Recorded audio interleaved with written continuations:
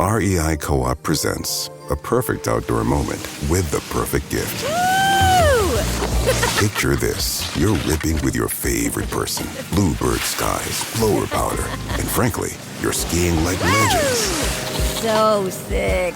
Another lap? Thanks to REI's curation, from lid to sticks, you nailed the gift. No way. How'd you know? Does it get more perfect than that? Give without guessing. Shop in store or visit rei.com. Hi, I'm here to pick up my son Milo. There's no Milo here. Who picked up my son from school? Streaming only on Peacock. I'm gonna need the name of everyone that could have a connection. You don't understand. It was just the five of us. So this was all planned. What are you gonna do? I will do whatever it takes to get my son back. I honestly didn't see this coming. These nice people killing each other. All Her Fault. A new series streaming now only on Peacock. Ladies and gentlemen, non-binary listeners, heroes and crooks, Lemmy and Fast Eddie, the audio performance you are about to enjoy discusses casinos and gambling. We do not recommend gambling with money you cannot afford to lose or that is needed to pay bills. If you have a gambling problem, contact your problem gambling hotline. If you do not know how to contact your problem gambling hotline, send an email to help@casinocombat.com. We will find that number for you and provide it to you. Our host's past performances are not indicative of anyone's future results, including his own. All materials presented here are based on actual facts. Names and dates are changed to protect the innocent and the guilty. Some events unrelated to outcomes may be omitted in the interest of brevity and clarity.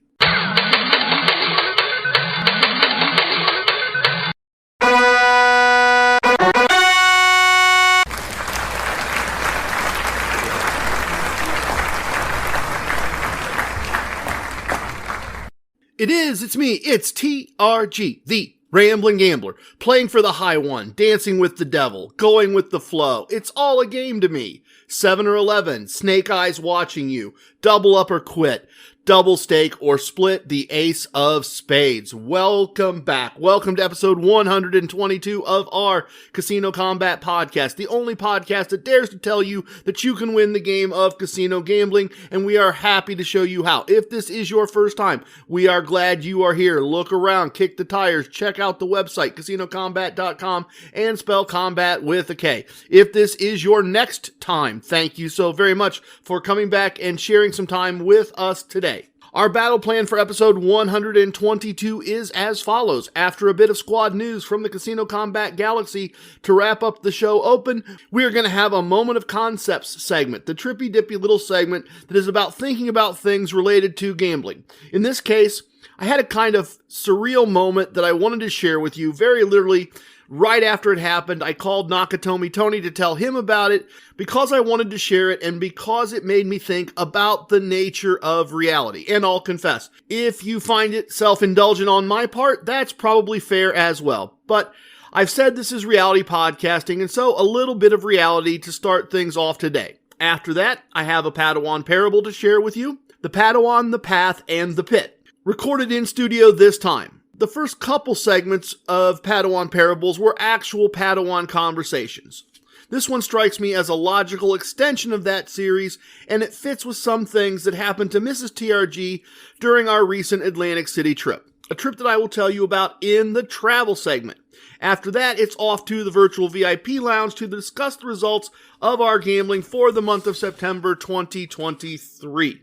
And since this is the end of a month, a couple of updates from the squad. And yes, I am using my power to change dates just a little bit here from a behind-the-scenes point of view. But hey, I feel like if you have a magic ring that lets you change dates, why not use it in a small way to improve the episode for everyone? First up, our newest Excelsior Brigade member, MC Rolling Checks, had some good news to send me. He finished a month of Casino Combat gambling, bubble craps, and blackjack with a profit after expenses.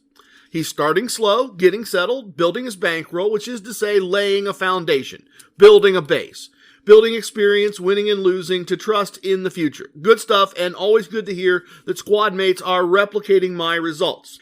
If you are new, the Excelsior Brigade followed the Inner Circle discussed in episode 22 as an elite group that decided to play the game and use the clues in the podcast to determine the real-world name of our home casino, Casino 2. You are welcome to submit up to 3 guesses via email to trg@casinocombat.com if you would like to join the Excelsior Brigade. Next, Nakatomi Tony did his first run through Atlantic City using the Casino Combat Arsenal. NT has a long history of gambling in Atlantic City. He has lived nearby his entire life. But this trip was a day trip with a plan, with a day's pay goal in mind, with a unit size and bankroll calculations, with techniques and strategies that had been practiced and tested beforehand. We did some texting as he went through his day. It was a lot of fun, and as he observed, really very cool that we had a common vocabulary to use in those conversations. We were squad mates as he sent in his outcomes. First up, a bubble crap session using Dr. ECE's Bubble Craps ambush strategy from episode 121. NT needed to make one 15-unit bet, but he won that and had a successful positive exit with a profit. So what does that mean? That means off to take a break and look at the fountain. An illustration of execution of everything we discussed. He went into bubble craps with a strategy. The strategy told him when to leave the machine, and the tools in the arsenal told him the thing to do after that was not gambling. It was take a break. Let the dopamine that risk-taking produces drain out a little bit. Plus, fountains are pretty, let's be honest. From there, Nakatomi Tony went to the blackjack table. This was an off-season Tuesday morning in Atlantic City, so he was pleasantly surprised to not only find an empty table, but a table with a minimum lower than he had planned to play. Perfect. Now, Nakatomi Tony told the dealer he was just learning. He might play a little slow, and the process went well, as splits with doubles produced winning hands and tips for the dealer. Another player joined the game and was also a beginner, in his mind. NT quickly realized he was more of an expert than a beginner when he helped the other player understand why he shouldn't double his hard 18. The player had learned to play the game the night before, and having watched NT double a hand and get paid, he wanted to win more as well. That was his basis for acting, not the cards or the basic strategy, just a desire to get more chips. He was lucky a member of our squad was there to do some teaching and coaching. Coaching, of course, spelled with a K. Jokes aside, there is a serious and meaningful observation to be made here. By his own words, Nakatomi Tony considered himself a beginner in terms of trying to play blackjack for consistent and sustainable profits. To someone who learned blackjack the night before, NT was an experienced veteran, someone who could teach. I think over time, many of you will find this to be true. If you are a regular listener, if you use and do the things discussed here over the course of many years, you are an expert compared to most players and some employees in the casino. You will know more than they do just from listening to this podcast. You will see things in ways they don't see them. You will have confidence in what you want to do in situations, and you will not be guessing. You will be functioning from experience and preparation. Certainly for NT, that was true. He finished his blackjack session with a positive exit. He had made more than his goal for the day and was headed home to enjoy lunch and some downtime. As he texted me to tell me that he had reached his goal and was going to leave, I congratulated him and reminded him to watch out for the bear on his way to the parking lot. Referring, of course, to the parable of the Padawan, the path, and the bear from episode 117. No bear on the way to the parking garage, and Nakatomi called when he got to the car to share and celebrate. Huge thank yous to MCRC and NT for sharing their results and for validating that the Casino Combat Arsenal works and works for someone other than me. Maybe I'm lucky, but maybe I'm lucky because I learned how to be lucky. If the results are the same, I'm not sure it matters. Excellent. Let's get started with a Moment of Koncepts. Hold up, we have a wonderful addition to the battle plan. We are going to do this right away before we then jump into the Moment of Koncepts segment. Mrs. TRG has been planning to do a segment where she rates spas and pools at the places she goes. There has been some interest in this from some of the ladies in the audience. It was an idea that she and ACE, the Atlantic City Empress, came up with when they were hanging out at the pool, and she has just let me know that we have that file and we are going to do that, and she is going to rate one of the spa and pool complexes for one of the places that we were at as part of this 2 weeks of travel in the travel segment. So look out for that. That should be a lot of fun.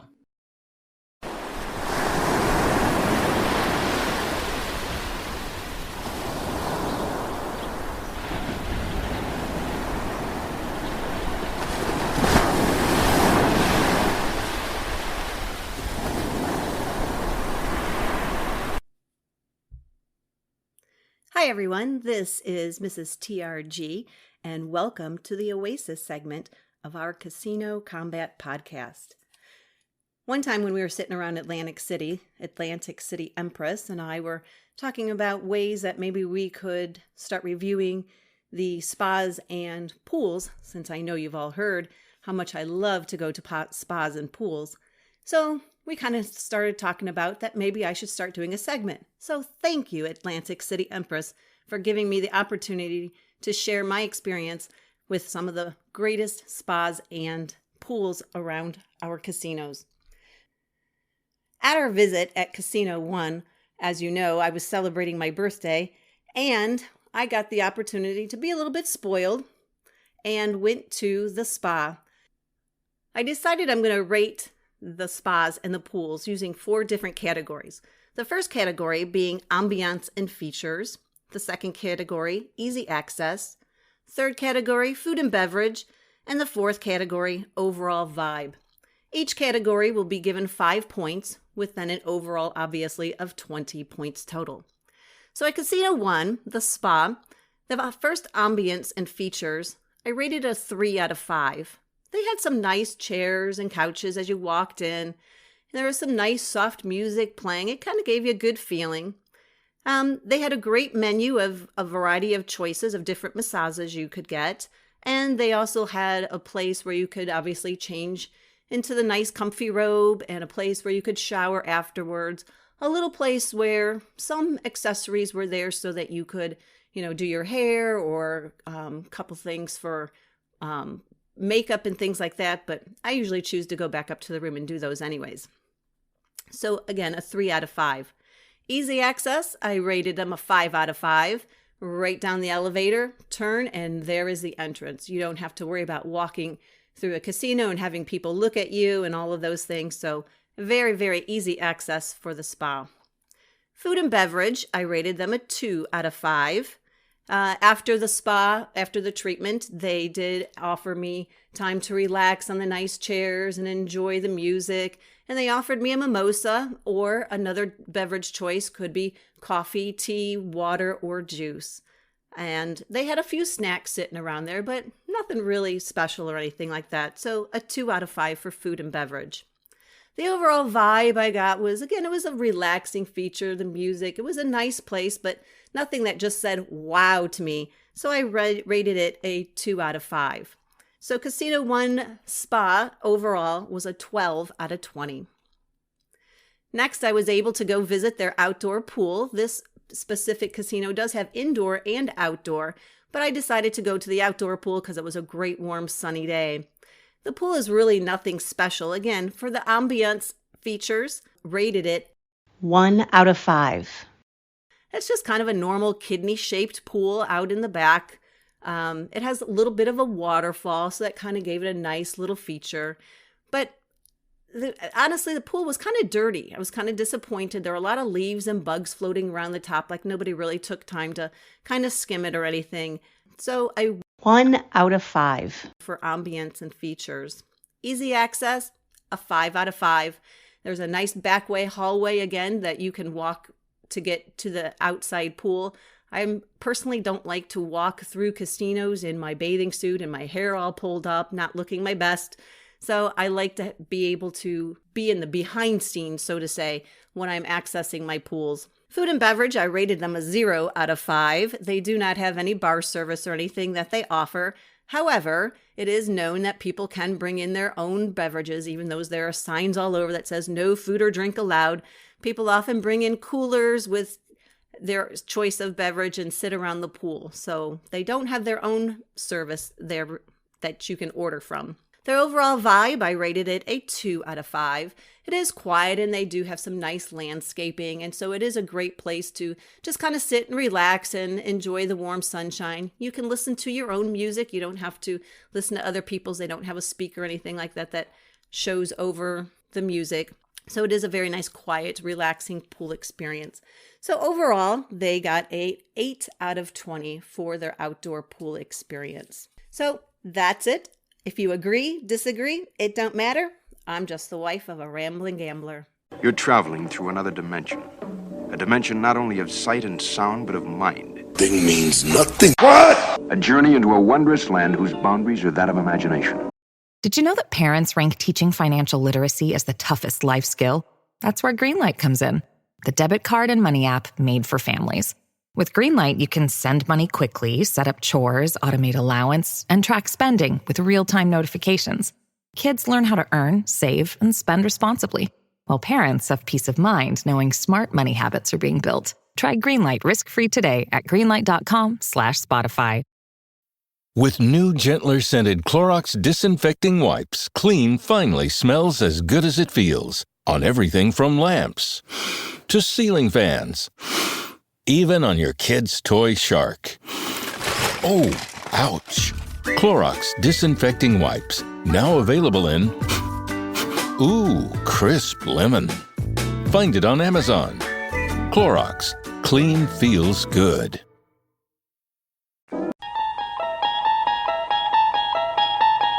When I did the first few of these segments, I was mashing together both core concepts and moments of casino wisdom to see the casino and gambling in a unique way. Ideally, to cause all of us to think and ponder and wonder a little bit, to see things, as I said, in a different way. I had an experience recently that made me think and ponder and wonder, in fact, about the nature of my existence. I'll confess, it is a little bit, I'm obviously making myself the hero of this story. I'm the protagonist on this one, and there's not much way around that. And for that, I do somewhat apologize, but I certainly recognize it. This is all a bit self-congratulatory. But it was funny, and at the same time profound enough that I had to call Nakatomi Tony and share. And the moment stuck with me, and I've come back to it over and over, so I wanted to share it with all of you.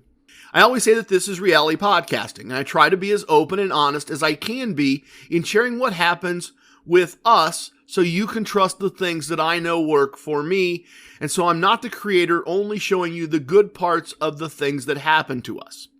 That said, as a result of the experience I'm going to tell you about, I am left wondering if this is in fact reality podcasting, because from a certain point of view, this calls reality and existence into question. So the story about the story to get to the meaning of existence. It's a normal day at my local casino. It's gone a bit long. I have a trip to Atlantic City coming up. I don't need to take a big loss.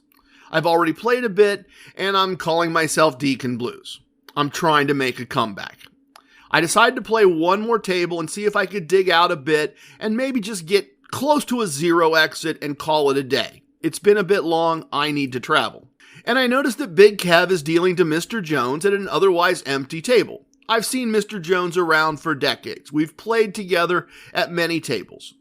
We're casino acquaintances. We're not friends. I'm not even sure his name is Mr. Jones. But it's certainly Mr. Something to me because he is older and he's always making larger bets than I'm making. He's someone I would instinctively defer to as a bigger player, a more established player, an older player. Now, our dealer, Big Kev, is an experienced dealer. Seen it all, been there, done that, and a bit tired of putting up with all of it. A bit gruffy and grumpy. And it would be fair to apply this label to Mr. Jones and myself as well from time to time. A bit gruff, a bit grumpy. We're joined by Billy Bones after a few hands. He seems to know Mr. Jones and Big Kev well, and tells me it's good to see me again. It's been a minute. Were you away from here? It's his question. That's what he asks. So he knows me. He knows me, and that's on me for not knowing him. And I tell him, yeah, I've been bouncing around Atlantic City a bit and around here a bit less often. He asks if it's all good, and I tell him it is. A stranger joins us to make a total of 4. Now, he and I don't know each other, but he seems to know Billy Bones and Mr. Jones. They tell Big Kev that he's okay, and Big says, if you say so, let's lock the table down. Big Kev puts a reserved disc on the remaining spot so we don't get random players jumping in and out. The table is now basically ours unless a pit boss forces us to pull down the reserved marker and make the last seat available to someone else. Something that's not likely to happen to this group of people and this dealer at my local casino on a slow afternoon. So here we are, 4 grumpy old men playing stacks of chips, and now Big Kev is comfortable being grumpy and giving us all a hard time. Mr. Jones is comfortable throwing out more stacks of cash and accusing Big Kev of cheating him, to which Big Kev replies, of course, but only you, not anybody else. I just don't like you. That's the kind of banter that's going about. Billy Bones is cracking jokes and winning money. I'm not winning or losing, just kind of hanging in there, and it's a fun table. It's Mr. Jones and me telling each other fairy tales, for lack of a better definition. Not a high-energy, high-fiving table, but enjoyable in a different way. And as a result, I spent more time treading water than I intended to. Hung out for several hours. And each time we shuffled, Mr. Jones would be handed the cut card by Big Kev, a move I thought correct and a show of respect. And each time, Mr. Jones would decline and point to me and send the cut card to me. The first time I thought nothing of it. He had just lost a bunch of hands in a row. The second time I thought it was strange. The third time I thought it was because he had just pulled out a lot more cash. None of the other players showed any interest, and the ritual continued. I texted Mrs. TRG and told her, sorry, I'm probably not getting to a 0 exit, but this is a fun table. I'm going to stay a bit longer. I'm enjoying hanging out with these guys. The cut card went again to Mr. Jones, and again he deferred to me with a nod. 20 minutes later, this repeats, and I say, maybe you want this one. I'm not sure I'm playing the entire shoe. You're playing bigger money than I am. And he says, no, this is your table. And I said, my table? You were here first. How? And he says, I think we all know that when you're here, it's always your table. We are just kind of filling in around you. And I kind of did a double take and said, what? Wait, what? Really? And Big Kev nods, and Billy Bones nods, and the new guy says, of course, and we played on. And I colored up and left. Small loss for the day, more out of time roll than anything else. I'd had a good time, even though I was preferring to play for profit, and I couldn't get it out of my head. From my point of view, I'm the same person I've always been. The same person Mr. Jones knew, but mostly ignored in a world he knew well.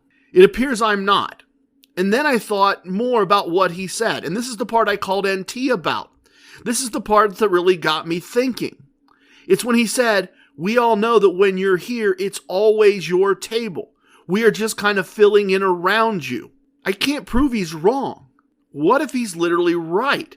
What if we do in fact live in the Matrix, and when I'm there, the Matrix shows me them, and it is literally my table, and they are just filling in. Not real. Figments created, avatars if you will, created by the Matrix on my behalf. Images to fill in my time. I can't prove that's not true.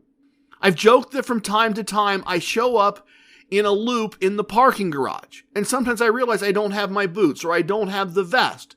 The Matrix has glitched. My avatar is wrong. The entire parking garage subroutine is not functioning correctly. I picked the wrong avatar when I selected the casino for fast travel. What if none of it's real? I can't prove it is. Maybe I do live in the Matrix. Maybe we all live in the Matrix. It's possible. Or a follow-up thought. The mind is in its own place, and it in itself can make a heaven of hell or a hell of heaven. Maybe I'm dead. If I was dead, this could be what heaven looks like. I don't really work. I mean, I have clients, but they're all friends I've known for years, and I like helping them. I like hearing about their lives and families. I like helping them solve their business problems. My parents are here. My kids and grandkids are here. This is kind of heavenly. I hang out with my friends. I go to the casino most days. I take nice trips because of gambling comps. The rooms are great. The food is great. I lose just enough to keep it interesting and win enough to keep everything going and keep the bills paid. It's not West Virginia, but it certainly is almost heaven. And I appreciate all of you being part of it. In the end, I guess it comes down to what we believe. So pass me the cut card, Mr. Jones. Believe in me. Help me believe in anything, because I want to be someone who believes. Okay. Trippy ponderings of an aging mind aside, I believe the Padawan Parable segment is next. It's an ambush. What? What? What? Sorry for the ambush, everybody. I really am, but I think it's needed. I think we need to do a questions segment. After I recorded the episode and sent it to be edited so we could publish it, some additional questions and information related to the Bubble Craps ambush strategy that I discussed in episode 121 came to my attention. Some really good stuff, some really on-point stuff. And I didn't want to wait until episode 123, whenever that might be, to talk through these things. I wanted to include it in the episode that we were about to publish. So I jumped on the mic. Literally, I am walking out the door in a very short period of time to get on a plane and head to Las Vegas. And I wanted to jump in and record this and send it over so it could be included as an additional segment. And then we will get right back to whatever was in the battle plan and supposed to be here right now. First up, we had an excellent observation and question raised in the Casino Combat Squad Facebook group, pointing out that taken fully at face value, the math does not work. To wit, if you have 80 wins at 6 units, that's 480 units. If you have a negative exit occur 20 times and you lose 26 units, that's 520 lost. 520 lost, 481. How could this possibly work? Doing the math that way, a fair and accurate observation, and it's my responsibility. I screwed it up. I oversimplified things. I didn't explain them as well as I should have. And so allow me, if you would generously allow, I'd like to expand and clarify on those thoughts and comments from our previous episode 121. First, every loss does not occur in sequence. Every negative exit doesn't occur 1 bet lost, 2 bet lost, 3 bet lost, 4 bet lost, done. That's not the way all the losses occur. Only a very small percentage of the 20 losses are going to occur that way. It is not 20 losses of a full 26 units. Sometimes the negative exit occurs after 1 win. Obviously, sometimes it occurs after as many as 5 wins, but before we've reached 6 wins.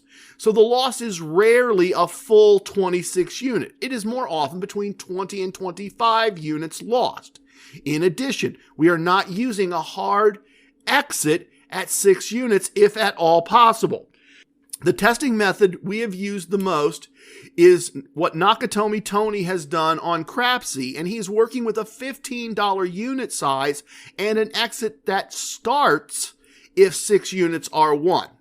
The exit process is a 1-chip exit with a wager of half a unit and an increase after a wager is won of a quarter of a unit. And the exit ends when a single wager is lost at that point. As a result, wins larger than 6 units do occur. So to go over that again, if the unit size is $15 and we get to 6 units won, we are setting aside 5.5 units. We are wagering 1/2 unit. Call it 7, call it $8, $7.50 if you could. And we're putting that on the don't pass. And if it resolves and we lose, then the exit has ended. And if it resolves and we won, we are adding another $3 or $4 to the wager. I'm sorry, $2 or $3 to the wager. And again, making a don't pass wager. And again, if we lose, we're done. And if we win, we add a few more dollars and we make a don't pass wager again. So occasionally, a wager is much bigger than 6 units. Occasionally, it's 7, 8, 9, 10 units. One before we finally finish the exit and end the attempt. In addition, in an attempt to not overpromise, in an attempt to be conservative because of our current small sample size, I said we were tracking 80% wins. We are, but it would have been more accurate on my part to say we are tracking between 82 and 83% win rate over the samples that we have taken. So 80% is accurate. It's just under promising because we're really seeing closer to 82 or 83% wins. Nakatomi Tomini has completed another 50 tries, and that number continues to hold firm over those additional tries. That said, make no mistake, we are attempting to thread a needle here. Over 150 attempts, the win rate is roughly 1 unit per attempt when we take the money won and divide it by the number of attempts. And of course, then figure in the unit size.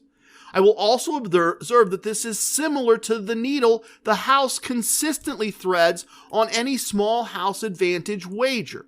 That's all we're attempting to do here, is see if, and so far it appears that we can, consistently have an opportunity to use math and money management to, over time, lock in a very small win. A technique that will generate consistent small wins over time, not consistent small wins every time.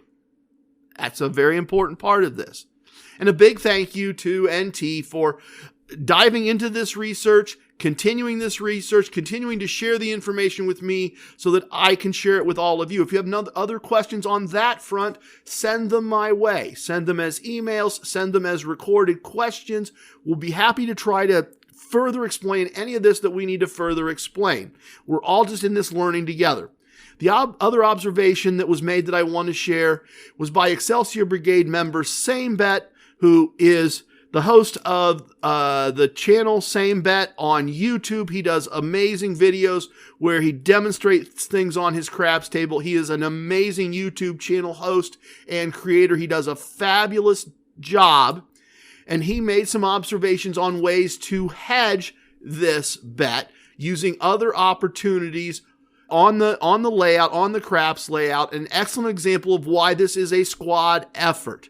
I am not a dice expert. I've never tried to tell you that I am a dice expert. I am not an expert on the game of craps. I am just learning. And it is why it is so wonderful that we can function as a squad and look at these things together and kick around ideas together. Same Bet's thoughts on hedging this system are similar to what he shared with us in episode 107 with regard to hedging TRG for win more, keep more on the don't pass line. I encourage you to go back and hear his thoughts in episode 107. Apologies again for not being precise enough in my use of language. And thank you so very much for asking such great questions, making such great observations, helping me see where things needed to be clarified. I am always happy to sit under someone else's learning tree and be part of a group and not be the one teaching, be the one learning. That is a wonderful thing about this podcast. That was a goal at the beginning, to be gamblers, helping other gamblers be better at gambling. And that doesn't always mean me and Billy with the great last name and T-Rex. That, as we are seeing, particularly with this strategy, means other people have been have amazingly and willingly jumped in and said, hey, here's my thoughts, here's my questions, here's my testing, here's my idea, here's my research. This has truly been a group project, and I have just watched and learned and tested and tried to do those things. So thank you again to everyone involved in the creation of this segment. Thank you. Okay, back to whatever was next in the battle plan for this episode. Padawan! Oh, Anakin. Master! My young Padawan learner. You're reckless, little one. You never would have made it as Obi-Wan's Padawan. But you might make it as mine. These segments started as I was using stories to teach someone I've known a long time how to win the game of casino gambling, trying to create images that would stick in his mind. I liked the metaphor of the journey and the path the journey takes us on. In my youth, I summited 2 mountains in Colorado, each time with a group, each time with someone who had previously made the climb. While the obstacles we encountered were not always predictable in their place or the problem they presented, the experience of someone who had done the climb previously was invaluable in helping us handle those challenges successfully. I've been thinking about this a good deal. I've been thinking about this in terms of the rough start to the month I had. 26 hours of the game stuck on impossible mode, followed by almost 2 weeks of easy mode. I thought about it in terms of something Mrs. TRG went through recently in Atlantic City, and as such, I offer you a Padawan Parable, something to ponder: the path, the Padawan, and the pit. As you walk along the path of the gambler, perhaps learning to avoid the bear, meeting the unicorn from time to time, enjoying hanging out in the unicorn's grove, there's another feature to be aware of, a feature of the path that you cannot avoid like the bear, a feature that is going to happen. An unpredictable part of the path like the unicorn. On the path, you will unexpectedly fall into the pit. A pit that it will appear you cannot escape. It's a trap. And a trap caused by your actions combined with unlikely outcomes. A deep pit. A pit your companions cannot reach down and pull you out of. A pit you can decide to just live in. I mean, after all, it's a nice pit. It has nice bars, nice rooms, really usually good music. You can just live in the pit until it's time to leave, and then leave the path and put everything behind you. Abandon the path. Return to the street or public transportation. But if you are in the pit and you want to remain on the path, you have to get back to the path without a rope, without assistance, without a ladder, without growing wings and flying out. You have to slowly but surely dig steps out of the pit. And as you build step after step, you get closer and closer to being out of the pit, closer and closer to being back on the path. It may surprise you once you build the first few steps how easy the process is when you stop being in despair and decide to climb step by created step out of the pit. The challenge when you find yourself trapped in the pit is not to give in to that despair, not to give up, not to be afraid, not to decide to live in the pit, but to trust yourself, to build one step at a time and climb out, knowing that you can climb out. The little lion's favorite teacher says, "We have ears, say cheers." One of my favorite teachers says, "If you have ears, you should listen." Here ends the lesson. Next, we have a travel segment and some trips to talk about. New Icy Hot. Nighttime recovery. Relieves pain at nighttime while your body recovers. Icy Hot. You're so back. Your earbud fell in a coffee cup. You need a taco pick-me-up.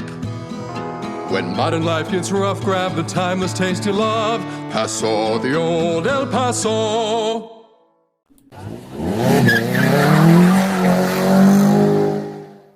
I'm going to do results for the month and give you a day's pay figure for the whole month in the virtual VIP lounge in a few minutes. But I did want to talk about the travel, and just the travel over 2 weeks first.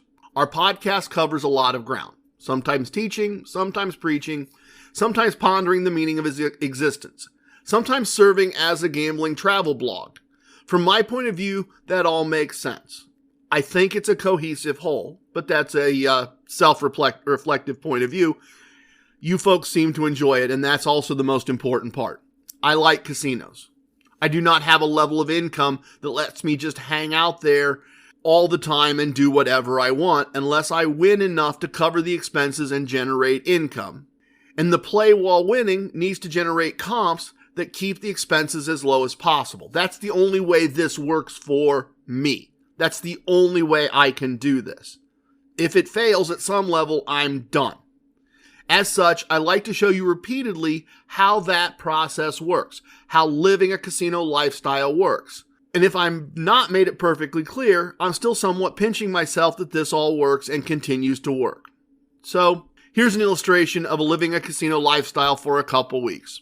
As you recall, we started this 2 weeks just back from Atlantic City with a nice profit, a really nice profit, and an inexpensive trip because the flight, the hotel, and a lot of meals were comped or eaten in a VIP lounge, which is comped.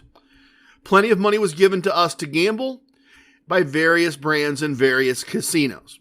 The wonderful thing about Atlantic City for us at this point is that we can wander from resort to resort, and in each case, there is often something free there for us. Money to gamble with, free food, free bets, free something. In fact, the previous trip we paid the bar tab after watching football with free, tax-free, imaginary money at the B Bar at Borgata. When we had been back a few days, it was time to plan a birthday celebration for Mrs. TRG. A gift was purchased. A Sunday afternoon with the children and grandchildren was decided upon. She had obligations until after dinner the day before her birthday, but I suggested that if everything could be arranged, that we would just head down to Casino 1, 2 hours south and east of our home. We'd do that after dinner. We'd arrive late, but that's fine. It would give her her entire birthday to enjoy the spa and the outdoor pool that was still open, followed by a dinner in the steakhouse and another evening in the hotel before returning home. Something that, if it's all comped, is very easy just to do. Throw some gas in the car with gift cards from the local casino and drive a couple hours, and here we are. A quick conversation with Bubba confirmed that all those comps and reservations were possible, and a couple days later, off we went. We checked in late, spent a short time in the casino with poor results, and Mrs. TRG enjoyed her spa and pool time the next day while I did some work online, real work, and then did some gambling and recovered some of our losses. Very literally, just a short drive to live in the casino for her birthday, made possible by our previous visits. Visits that you may recall from listening to previous episodes. If you have, you know we've made a lot of money in this building. This is, after all, the casino where episode 2 happened. The casino where early on we won 20 days' pay in one evening.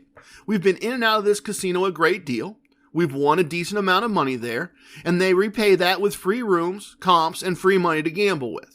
If you're wondering why Casino 1, why not our home casino, Casino 2, it's basically in the same direction, just 30 minutes further. Why not there? Why not the home casino? And that's a fair question. And the big deciding factor was that Casino 1 has an outdoor pool that was still open. Casino 2 does not have an outdoor pool. And Mrs. TRG enjoys time by the pool, getting some sun, getting some vitamin D, and this was about her birthday. Also, Casino 2 Steakhouse is not owned by the casino, so they don't comp that restaurant, and we can't use free, tax-free imaginary money to pay for that particular steakhouse. So this was very much about planning around our comps and promotions. The second night in the casino was fun and included one event that stood out to us. As we were playing, a gentleman, his wife, and a younger man who appeared to be a sidekick, not a son, came up to our table. He was a sharp-dressed man. Casually dressed, but very sharp. Almost perfectly. Bright white sneakers. Pressed jeans.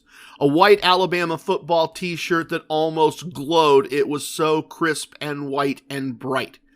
And just enough bits of gold and diamonds to make a statement without being over the top. He bought in for $5,000. A lot of money for this casino. This is a casino that often sees buy-ins of $100 or $200. A buy-in of $5,000 is very unique. And we remarked under our breath that you don't see that here very often. And he started making large bets on 2 different circles and playing poorly. Or maybe that's not fair. Maybe it's not that he was playing poorly. Maybe he was playing instinctively instead of strategically. Things like 7s doubled against a 3. 16s were waved away against 8s. Money was quickly lost, and play quickly reduced to a single circle from 2 circles. The original pile of black and green chips was much smaller, just a stack now held in his hand, and a man in a suit moved up quickly to the table from inside the pit with a card in hand, a casino employee. "Hello, I wanted to introduce myself. Wanted to know if you needed anything." The sharp-dressed man seemed puzzled. He says, "What?" And the suit says, "Well, anything. I don't need to tell you. You're a gambler. You know how it works. Are you staying in the hotel? Do you need anything?" And the response is no, the sharp-dressed man is not staying in the hotel. Thanks for the card.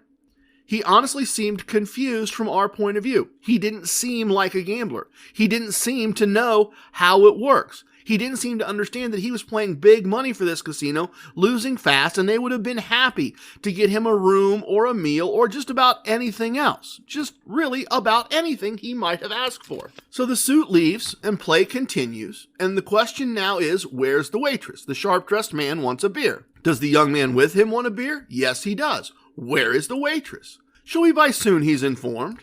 Now, this is the one table in this casino designated as high limit, even though the minimum is $25.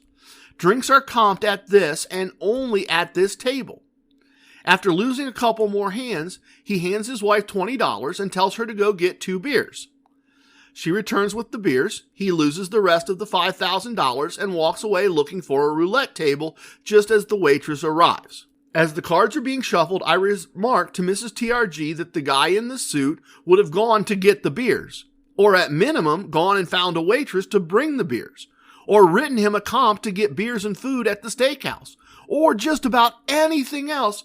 He had all kinds of options that he didn't realize he had, and instead he made his wife go get the beers, and he paid for them. Our evening continued. We were winning steadily. I mean, the unicorn wasn't hanging around, but we were doing positive exits, saving our spot, going to the restroom, which is near the fountain, and having a nice birthday evening and making money. The young sidekick joined the table. He asked, what do you think about that guy? And he had a really thick coastal accent. We could barely understand him. But slowly we learned that the sharp-dressed man owns a couple of energy companies and that they've been doing business in the area for years. He asks again what we thought. And I said, I thought it was a shame he didn't ask the guy in the suit for beers instead of sending his wife to pay for them. Wrong answer. The sidekick gets really aggressive, asking at one point, what, you want to go after him? You want to have at him? And I tried to calm the situation down. I said, no, he was way out of my league and I knew it. I just felt bad that beer at this table was free and the man in the suit was offering literally anything and he bought his own beer. And I was informed that he could afford to buy his own beer. And I said, I get that. I think we were just misunderstanding each other. The sidekick got a free beer. He lost. He left. The sharp-dressed man tried to rejoin our game, and when it was explained to him that the table was no mid-shoe entry, he looked confused. And he went to another table. Later in the evening, the sidekick came over and made a point of talking to Mrs. TRG and directing her attention to the sharp-dressed man's pile of chips on a nearby table, which we then watched disappear without hearing from any of them again. So a nice evening, a fight avoided, and we were entertained. Clearly he had the money to do whatever, and also clearly he was not a skilled gambler and didn't understand how the game of casino gambling is played. He could have gotten a lot more value out of the money he lost if he was a member of our squad. After a few days at home, we were back on a chartered jet and off to Atlantic City to check into a comped room at Caesars Atlantic City. We spent some time getting reacquainted with Bally's Casino, which we had not visited in over a year. The new ownership is putting in a lot of improvements, and the blackjack rules are as good as you can find virtually anywhere. No mid-shoe, 6-deck games on the main floor with surrender and resplitting of aces allowed.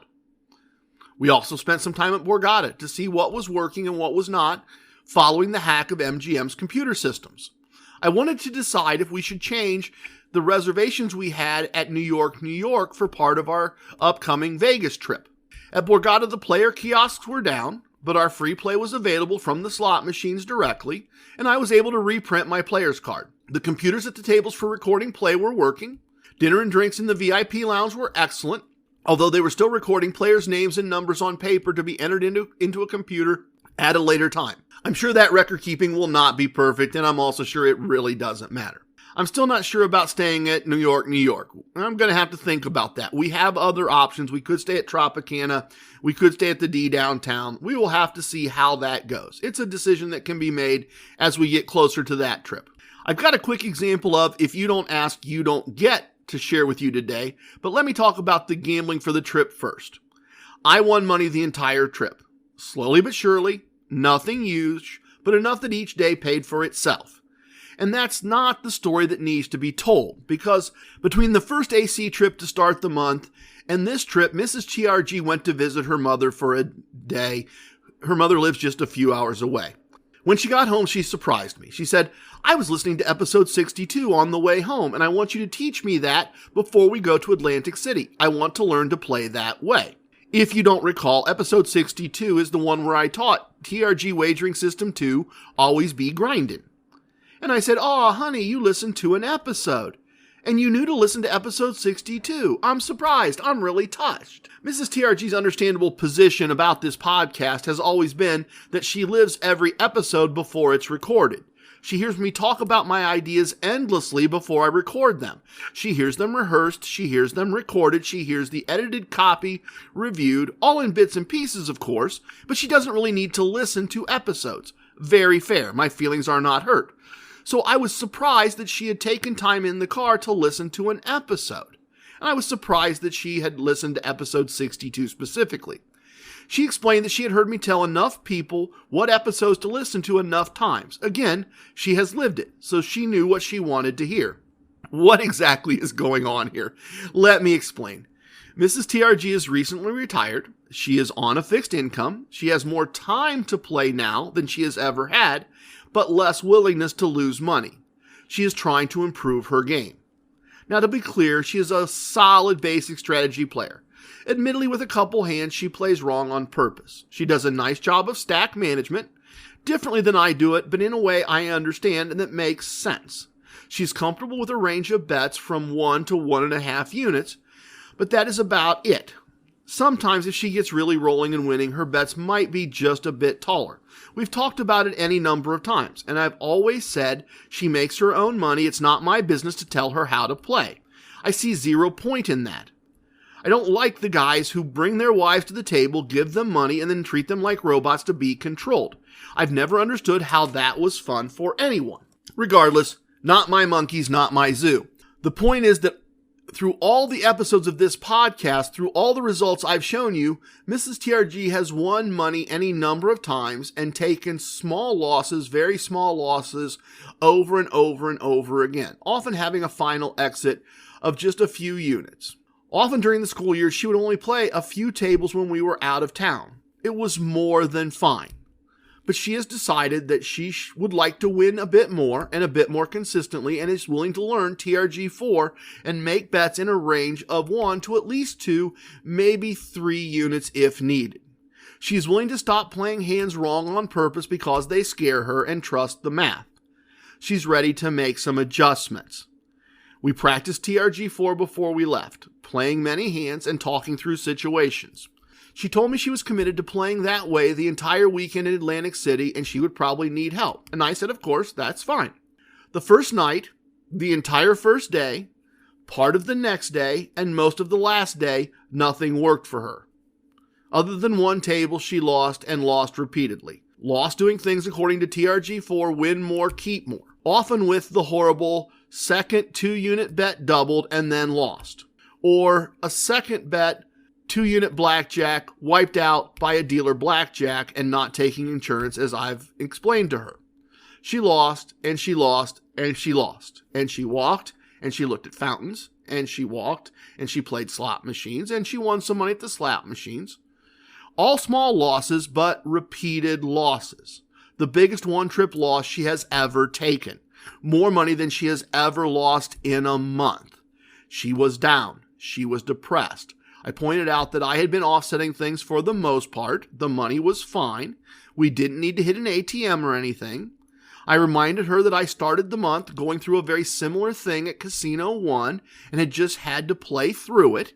It didn't mean she was doing anything wrong. It didn't mean things didn't work. It was just an unusually bad set of outcomes. She wondered aloud at one point if she was being punished for not canceling the trip for a last-minute request from her extended family. I wondered aloud if she was being tested by Hermes to see if she was tough enough to learn the lesson of sticking it out and waiting for good things to happen. After dinner the last night, back at Caesars, we started our night at a blackjack table with a crazy lady throwing big money at side bets and losing consistently, and a professional pool player who seemed to actually know how to play. After 3 shoes, I was doing a 3-chip exit and Mrs. TRG was frustrated. She was frustrated that she was winning a little, losing a little, regrouping, and starting over without really hitting an exit of any type. She wasn't getting crushed. She wasn't losing. She was winning some good hands. Those 2-unit splits were paying, but she was still struggling to find a positive exit. A break was taken by each of us to let the shoe finish, and another pool player joined us. And the unicorn apparently came with him, and it brought the growth. We both started stacking chips. I did multiple 3-chip exits, recorded multiple positive outcomes, and started over with a new shoe each time. Mrs. TRG's first exit went so well that it really just didn't end for several hours. She had 3 huge stacks of green chips, several stacks, smaller stacks of chips to represent her original play stack and her stack that she was still playing with, and then a whole bunch of stacks of red chips. I won plenty. She won back what she had lost and a small profit. She had survived the test, if you want to believe that there was one to be taken. She had survived the test, if you want to believe that there was a test. She became better at playing TRG4 Win More, Keep More without my help over the course of the weekend. She still wants to practice more before Vegas, but she can discuss the system, the wheres, the whens, and the whys. She understands it, and she's been through the process now and has some confidence in things. One observation I will make from teaching our Padawan learner and teaching Mrs. TRG at a live table, and that observation is this. It's a small thing, but it really helped both of them, and it may help you. Both of them were inclined when they made a wager and won to pick up the wager and the win and then hover their hand over the circle and mentally decide what the next wager was supposed to be. And they struggled there. Often dealers were waiting and making them anxious. They couldn't think through things quickly enough in that moment. The solution to this is to follow the flowchart for that step. The solution is to use the abacus that the stacks of chips become for you. The solution is to be a doctor of stackonomics. The instructions for that moment are, if you look at Dr. ECE's flowchart, collect the chips. Rebuild the play stack. If there are 11 or more chips in the play stack, move the chips greater than 10 to the win stack. Now make the next bet from the appropriate stacks. That little set of motions, picking up the chips, rebuilding the stacks, and then betting, instead of holding the chips in your hand and thinking through it, makes everything easier, makes things more obvious, and it makes things more fluid. Yes, I can sometimes do it all in one motion, really, but that step is important. Using chips as tools is important. It makes everything easier. At least for me and the people I've taught in person, it makes things easier. We finished the trip hanging around at Resorts Casino a little bit. I didn't want to risk much. I didn't want to ruin my average daily theoretical at Caesars by playing small. I had been playing big and doing well. I had earned many more than enough tier credits to move well past the diamond tier. That means no resort fees in 2024. That's important to the business of TRG Enterprises. I still need to hit MGM Gold, but with their computers a mess, knowing what that means is a bit challenging. We did have another round of free bets at Caesars as we were getting ready to leave. We each had free bets 2 or 3 times during the visit. We played those remaining bets on red or black on roulette and took the wins and left. Oh, and we also got Amazon gift cards just for showing up. So that's some money to spend when we're back home. A nice trip, money won, comps received. We got to see the ocean. We got to have drinks in one of our favorite bars, which I'll tell you about here in just a second. And I'll run through the final outcomes for the month in a minute when we get to the virtual VIP lounge. But first, let me give you an example of if you don't ask, you don't get. Early in our trip, as we were walking through Bally's, I noticed a sign that said, and it was a quick sign, I didn't fully get to read it because it was just flashing a series of advertisements. But the sign seemed to say that if you had the right car from a competitor's property, you could get a one-time entrance into the VIP lounge, even if you were not at the right tier in their program. I'm not at the right tier in their program. We do not get to Bally's of any type often enough to really earn any tier status with that brand. But we have a third-tier MGM card. We have a third-tier Caesars card. We have a third-tier Hard Rock card. All of those are competitors in the marketplace, and We absolutely love the VIP lounge at Bally's. We loved it when it was part of the Caesars Entertainment brand, and we wanted an opportunity to get back in. This VIP lounge has this long, beautiful bar that ends in a big circular hook, and it's the hook that brings you back. You can sit right in the bend of that bar and have 270-degree views of the ocean and the boardwalk. You can look straight down toward ocean and the Ferris wheel and the entertainment pier, the carnival pier. Is just a wonderful panoramic view. We always love being there. We miss the fact that it's not a place we can go regularly because we just can't get past the gatekeeper. So, with cards in hand, an ID in hand, we went up and we asked the person at the podium about the sign we had seen. And she said yes, but we needed to go down to the rewards desk because they wanted to see our matching cards there. That's not a decision she could make. So we get our steps in, we go down to the rewards desk, and the guy looks at all my cards and says, well, have you had a card with us before? And I said, yes, I was a member when it was Caesars, and I've been a member since. And he said, well, when was the last time you were here and had a card? And I said, I don't know. And he goes, oh, come on, you're asking for free stuff. You got to at least know the answers to the questions. Okay, I was doing the if you don't ask, you don't get thing. I knew that it had been 14-ish months since the last time we were in their building. But I didn't think that was a great answer. I didn't think 14 months was an answer that was going to get me what I wanted. So after he remarked that I was asking for free stuff, I should know the answers, I said, I'm sorry. We're from Ohio. We don't get here very often. We just love that lounge. We thought maybe our favorite bartender, Sandy, was there. We've been coming here back when it was Caesars. We just saw the sign and thought maybe we could enjoy the lounge one more time. And at that point, someone else working behind the desk came over and looked at the computer screen and said, it's been a while. It's not like he's going to take advantage of us on this. Just put it in the computer. It's fine. A classic example of if you don't ask, you don't get. And I think the fact that we were from a long way away certainly had an impact on that outcome. We went upstairs. Everything was entered in the computer properly. We had all the right cards.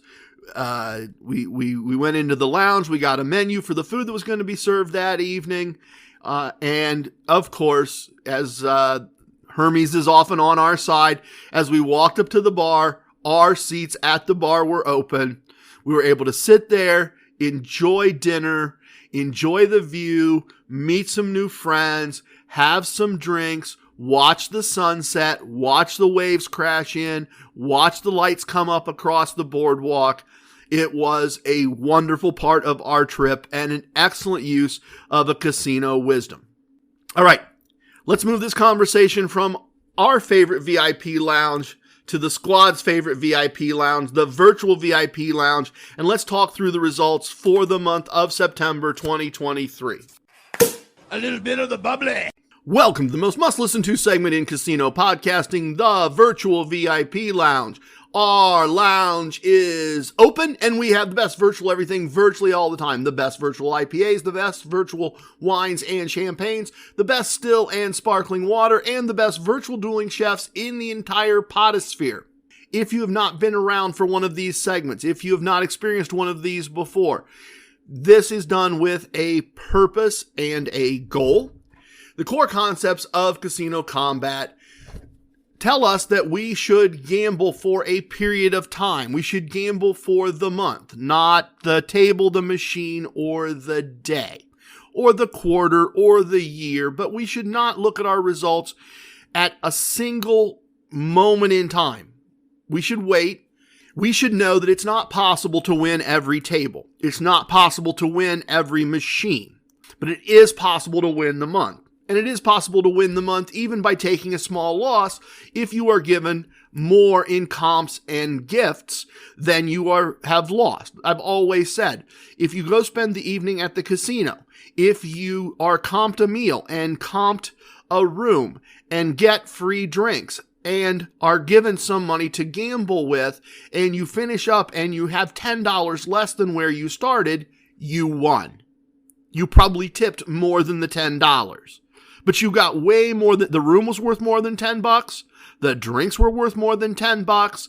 The food was worth more than $10. If you couldn't have bought it for $10, you are a winner. Now, you'd prefer to have won the $10 and a day's pay, but you're still a winner. And so once a month, at the end of each month, we stop and we look at the profit and loss statement for the month, and we evaluate if it was a winning or a losing month.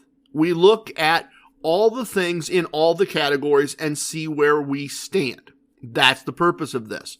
Because I always say, why would you listen to a voice of someone you've never met on the internet if you don't know the results of the things that voice is talking about? That voice says, bet your money this way, this way, this way, this way, this way, and then never tells you how it went. I understand the gig of showing winning slot plays on a YouTube channel. I get that. I get that some people have made themselves lives and careers out of doing that. But I think we all know that for the most part, they're not showing us losses. They're showing us the wins because the wins are fun. And that's fine, but I'm not about fun. Well, look, it's fun to win. And obviously I like to joke around and I'm a storyteller, but I'll be miserable. I will go to a casino and play blackjack at a table that makes me miserable with people I don't like if at the end of the month I have a profit. I can work with people I don't like. I don't have to like every customer. I don't have to like every employee. I don't have to like everyone that I work with. We're all there to do a job. So that's fine. I'd prefer it to be fun. That would be my first choice. But I am not about doing this for fun. I am about doing this because it's fun to have the casino's money to spend on my life. So that's why we do this segment at the end of every month. We do not do this to brag or boast. We do not do this so that you can be impressed by what TRG has accomplished. That is not the purpose of this, and I will happily line up for you all kinds of people who could, in my opinion, legitimately brag and boast about what they do and get. No limos are meeting me at airports unless I pay for them. I am not getting two-floor suites. I am not getting any show tickets I ask for. I am getting reasonable comps for my level of play, and there is nothing here for you to be impressed by. And because I don't want anybody to be impressed, and then quite honestly, I don't want anybody to laugh at me. You know, nobody likes to be laughed at. I don't want anybody to listen to this and go, wow, what a clown. This guy went through all this and that's the only money he got? And likewise, I don't want somebody that plays at a lower level than I do to go, oh, wow, and be blown away by all this. So, I have an amount of money I want to make every day from gambling, if at all possible. As a measuring stick, I want to make a day's pay. And so I divide all our comps by that number. I divide all our gifts by that number. I divide all the free play by that number, the money won, the money lost, all of it by that number, which gets us down to a number that is, what did we get if I earned $1 a day? So I'll give you numbers like $3.18. Now that doesn't mean I won $3.18 or spent $3.18 or lost $3.18. That means if you multiply my day's pay number by 3.18, that's how much I won or spent or lost. And now if you know how much you make or want to make a day, then you can just multiply your number by 3.18 and now we have common ground. Now we know what this would mean to you. So let's dig into this. Let me pull up the handy dandy spreadsheet and let's take a look. Table games. Now, I want you to remember, as I give you this number, this is the most important number on the sheet, by the way. This is the number that drives everything else. I want you to remember that I started out day one, the first 26 hours, losing more money than I won in August. We had that moment where my wife kissed me and said, it's fine, you'll win it all back, I'm not worried.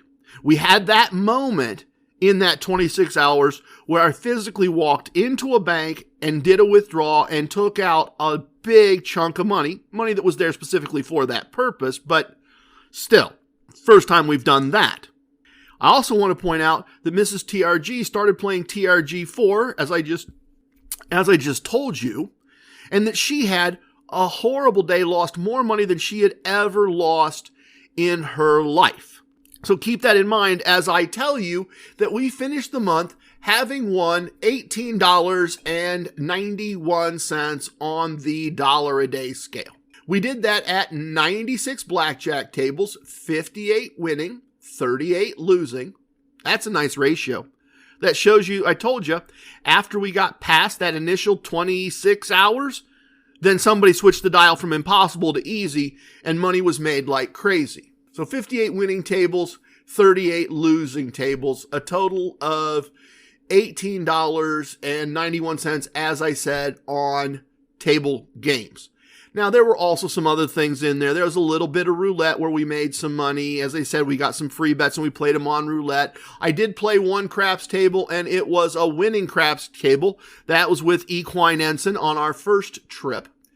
I did not play any bubble craps, and I guess I need to let me tell you this. I didn't play any bubble craps, and I didn't make any sports bets, and that's neither of those is quite true, but that's what the spreadsheet says, and here's why. I didn't play any bubble craps with my own money. A friend of mine asked me if they could give me some money and if I would do TRG4 for them with their money when I was in the casino, and then we would divide up in a ratio the money. So I get paid a little bit. Some get set aside for taxes, some get set aside for future losses, and some goes to my friend's pocket. So I've played bubble craps 20 times over the course of the month, just not with my money and not in a way that is accounted for in the spreadsheet. I did get about a day's pay in cash from my part of that split when it was all said and done, but it wasn't my money at risk. I don't record that money here. It's kind of its own separate little side project for a friend. I also didn't do any sports betting officially. We did get a few free bets here and there, and I made them. But here's the problem I ran into with sports betting. Sports betting is firewalled in each state. So if I go to Atlantic City, I have to set up all new accounts, deposit new money, and manage that money in that wallet in that state. And same thing if I go to Mississippi.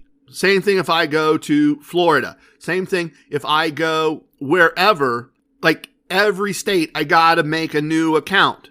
And as I'm jumping from state to state to state, it's just turned out to be a bit of a hassle. And I may get back into it more at some point. I do believe that I could make money consistently betting sports. If I got some more practice and experience, I do believe it's very doable. But for right now, it's just turned out to be more trouble than it's been worth, and I kind of put that to the side. So that's why bubble craps is 0 and sports bets are 0. Let's get to the slot machines. A lot of slot play, because as things were not going well for Mrs. TRG, she sometimes found herself at a slot machine, and she had some nice wins. Unfortunately, when you total it all up, we played 29 slot machines, 16 winning, 13 losing, and they got the better of us. We lost $2.36 on the dollar a day scale, playing slots with our own money using TRG slot strategy El Numero Dos. Not good, but we got given $2.59 in free slot play, and we won using TRG slot strategy 1, $2.65 on the dollar a day scale. So once again, if you take TRG slot strategy 1 and TRG slot strategy El Numero Dos, as explained in the downloadable free ebook, Casino Combat Slot Tactics, which you can download from the website. If you take those two slot strategies, once again, we made money this month. Once again, we have a profit from playing slots if you add the two numbers together.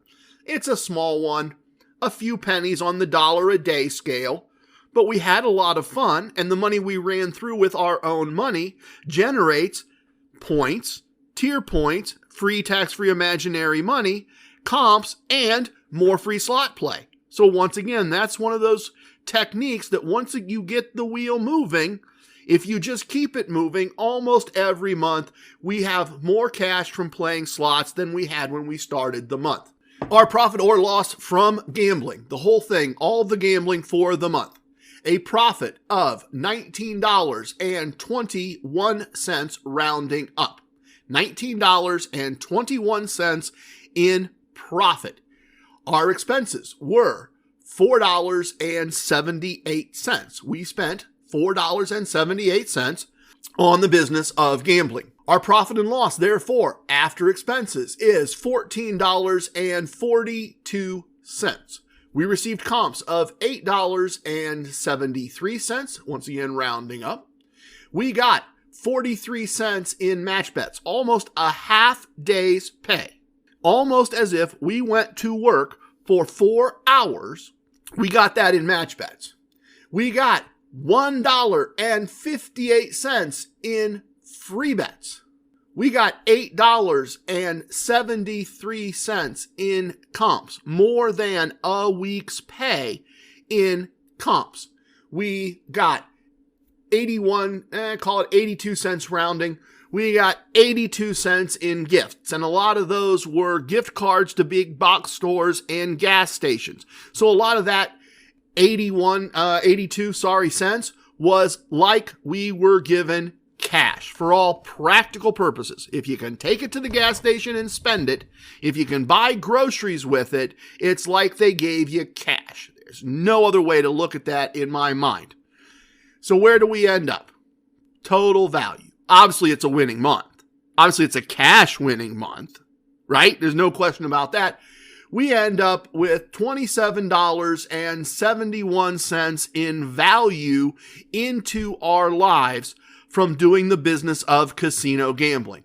Solid winning month. 2 trips to Atlantic City, both that made us money. A trip to Casino 1, where after a rough start, we left the building with just a small loss. And another trip to Casino 1, where we left with a very small win. And I'll take that. I'll take going down to Casino 1 twice, 2 nights each time, seeing a comedian, eating in a steakhouse, Mrs. TRG going to the spa, Mrs. TRG going to the pool, meeting some interesting characters, and basically no money was won, no money was lost. We got the free stuff. We had a nice time. They gave us free drinks. I'll take that anytime. I'll take chartered jets to Atlantic City and coming back twice with their money. We're starting to know some other people that can do that, right? Equine Ensign can do that. Nakatomi Tony can do that. But there are not a lot of people. We are a small percentage of people in the world that consistently go to casinos and expect to come back with more. Not every time. Had some horrible losing days. Stuck with it, gambled for the month, and we have a nice profitable month of September 2023. Very nice indeed. Please tip your waitresses, tip your bartenders, tip your dealers. If you have a host, tip your host. Don't tip away your wins. I have spoken.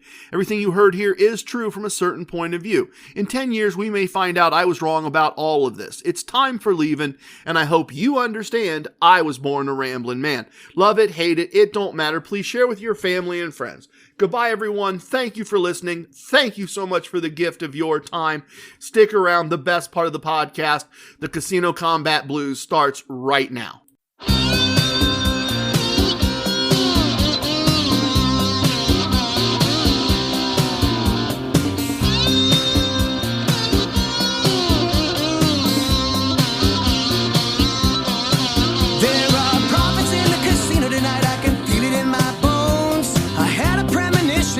You should probably play alone. I know the house has an advantage, but that's part of the thrill. If we follow the core concepts, the chips begin to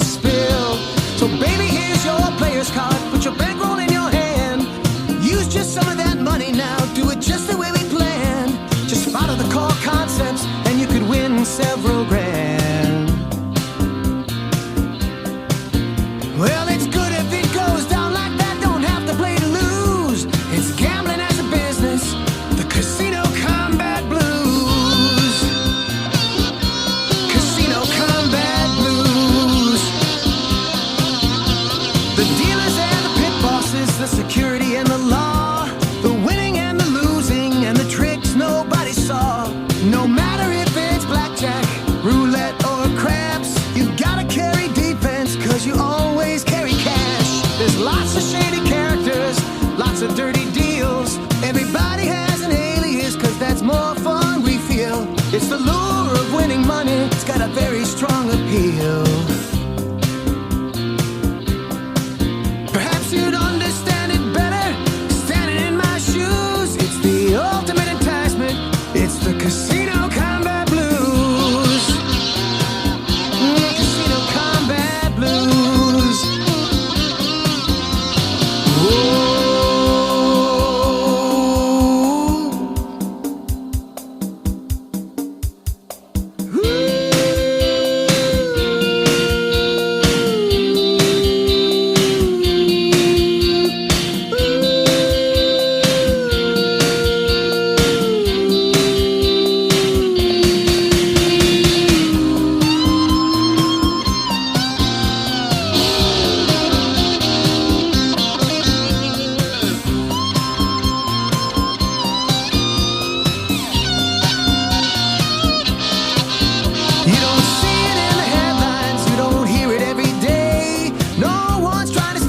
And we don't need to go away.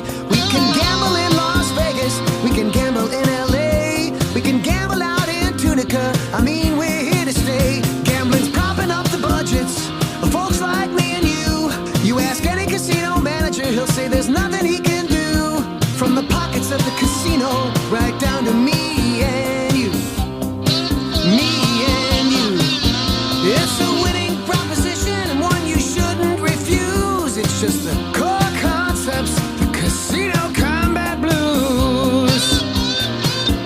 Casino combat blues.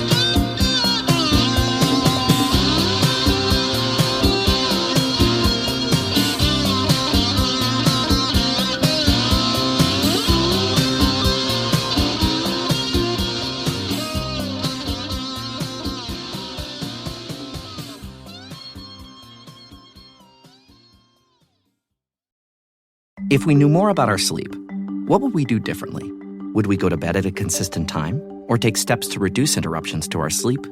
With the all-new Sleep Score, Apple Watch measures your bedtime consistency, interruptions, and sleep duration.